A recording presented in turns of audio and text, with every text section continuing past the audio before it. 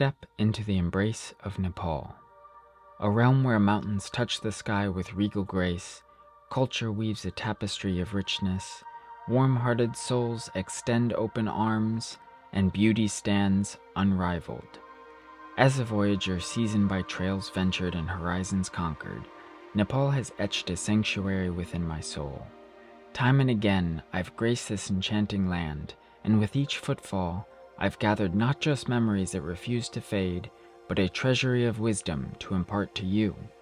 Today, I stand ready to be your guide, to equip you for your very own escapade along one of Nepal's most monumental passages, the Three Passes Trek. Here's an overview of the journey ahead. Along this challenging and rewarding adventure in the Everest region, you'll encounter 3 high mountain passes, Renjola, Chala, and Kongmala, each offering breathtaking views of the Himalayas. You'll witness the incredible Gokyo Lake, with its crystal clear waters and friendly yaks. And of course you'll visit the base camps of iconic peaks like Everest, Amadablam, and Chaayu, giving you a glimpse into how climbers prepare for their expeditions. You'll also have the opportunity to summit smaller peaks like Sundari, Gokyuri, and Chukhung, offering challenging side trips with solitary views. Throughout this video, I'll cover a couple different itinerary options to make this journey your own. Before we begin, there are a few essential things you need to know. Having visited Nepal across various seasons, I've realized that there isn't a best time to visit, as each season has its advantages and drawbacks. Select the time that matches your preferred weather, scenery, and crowd conditions. Personally, I find late spring and early winter appealing due to favorable weather and fewer crowds. The decision to trek with or without a guide is a personal one. Some trekkers seek the freedom of solitude, while others find comfort in the knowledge and companionship of a local guide. Personally, I prefer to start my journey alone and meet local guides along the way if I would like to learn more about the area. The items you should bring along are deeply personal yet undeniably crucial. While I'll cover the basics, remember that this list isn't all-encompassing. Given the unpredictable weather throughout the seasons, it's wise to pack clothing in layers that can adapt to various temperatures and conditions. Although most villages have potable water available, it's prudent to have water purification equipment on hand just in case. Most villages on this route offer food and accommodations, rendering camping gear such as tents, sleeping bags, mattresses, and cooking equipment non-essential, unless your exploration takes you to remote areas. Carrying enough cash for your entire trip is essential. I'll dive into budget specifics towards the end of this video. For all of the hiking and photography gear that I typically bring on my trips, refer to the link in the description below. Permits are easily acquired along the trail after Lukla, so there's no need to do so in Kathmandu. For proper navigation, you should always carry a paper map and compass and know how to use them in an emergency. You can pick up any number of paper maps in Thame, Kathmandu when you arrive. Additionally, I typically use a GPS app on my phone like Maps.me or AllTrails. You can find a link to my entire GPS route in the description of the video. Finally, hiking in the Himalayas is difficult. Your safety and well-being are of utmost importance. Take time to acclimatize and relish rest days amid the tranquil beauty of the Himalayas. Make sure to do your own research and due diligence. In the end, your safety is your responsibility. Now, let's explore the different itinerary options for the Three Passes trek. You have 2 major decisions to make: where to start and which way to go. Lukla is the typical starting point of many treks in the Khumbu region. However, you have a couple of options to reach here. You can either take a jeep to a village lower in the Solukhumbu Valley and walk to Lukla, or you can fly directly to Lukla from Kathmandu.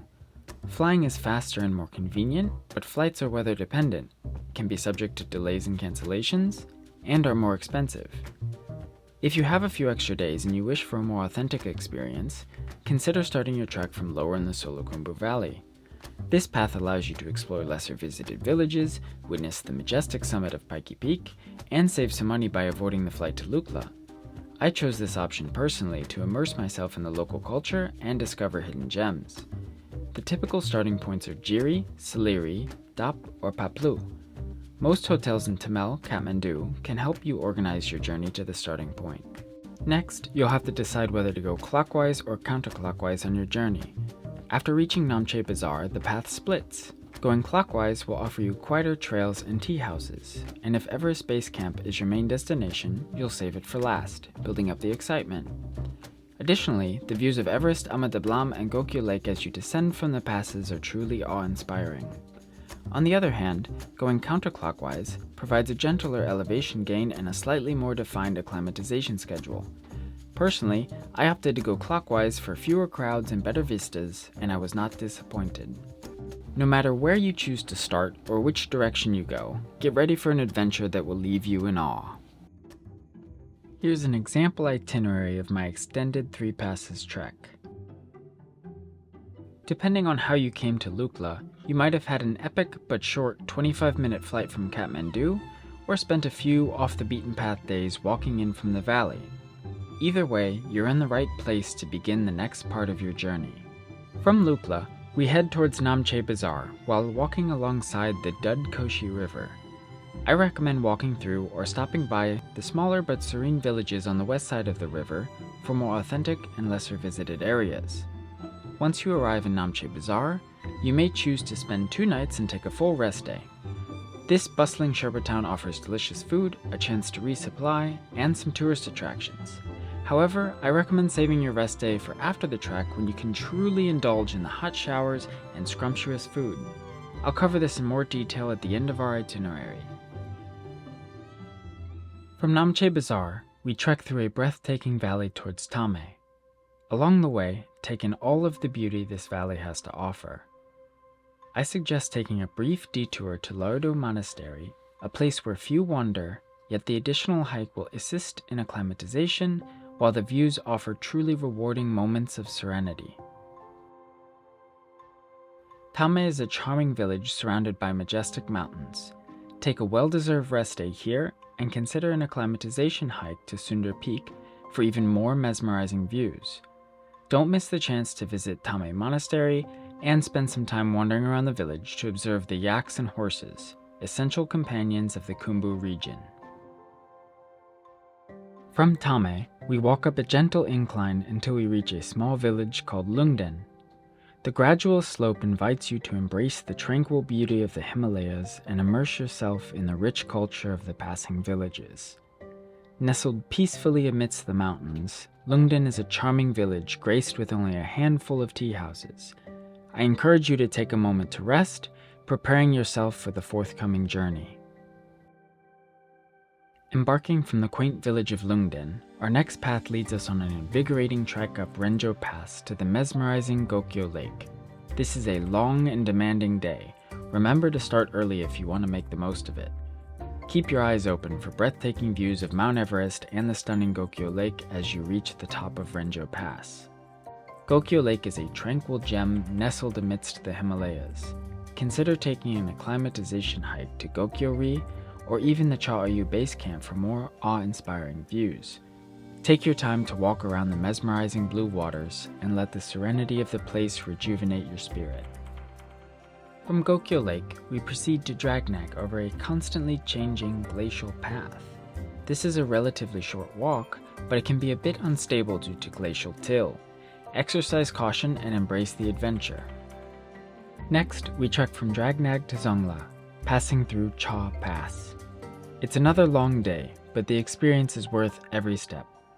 The views might not be as jaw-dropping as Renjo Pass, but they are beautiful in their own right.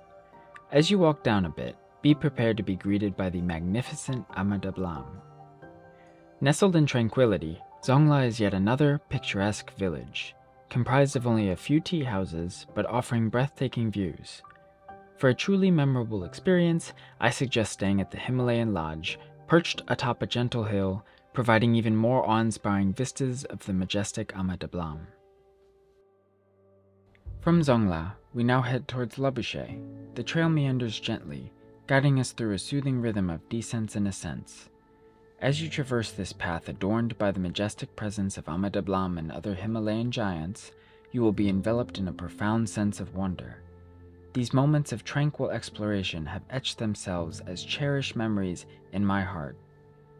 When you reach Lobuche, I recommend staying at the Pyramid Italian Research Center. It's just a short walk north of Lobuche, but the beds are comfier, ensuring a well-deserved rest for your journey ahead, and you'll have the surrounding views mainly to yourself. As we head towards Everest Base Camp in Patthar, we make a quick stop at Gokyo Lake. If you decide to spend the night here, you have the opportunity to secure a room at a local tea house and unload some of your gear. This thoughtful step will lighten your load as you continue your adventure towards Patthar and Everest Base Camp. I recommend starting your day by summiting Patthar, as the morning vistas are known to be especially captivating. While the trail is brief, the altitude presents its own challenges, making the journey both invigorating and demanding. From the pinnacle, a breathtaking panorama of Mount Everest and Everest Base Camp unfolds, offering a spectacle of nature's grandeur. If you're feeling strong, you can embark on a visit to Everest Base Camp on the very same day, following a nourishing lunch in Gokyo Lake. Take the time to observe climbers, Sherpas, and porters as they prepare for their challenging expeditions. Personally, I decided to hike back to Lobuche on the same day for a more peaceful and cozy night's rest. The tea houses in Gokyo Lake can get crowded, and the night might be cold and uncomfortable for some. From Lobuche, we cross an expansive glacier and ascend the formidable Chukhung Pass as we head to Chukhung. This is another long and demanding journey, so starting early is crucial to complete this section comfortably. Navigating the glacier crossing can be difficult at times because the path changes every year. However, there are frequent trail markers along the way to help guide you forward. At the zenith of Chukhung Pass, a spectacle of unparalleled grandeur unfolds. Behold a realm where frozen lakes shimmer like jewels and colossal mountains stand as sentinels of the heavens. This is a vista that ignites the spirit and commands reverence, a testament to the indomitable spirit of nature and humanity intertwined. Chukhung is a quaint village surrounded by towering peaks. You have the option to rest, but if you're up for it, summit Chukhung for even more spectacular views. As we trek back to Namche Bazaar, consider making optional visits to Everest Base Camp or Portse.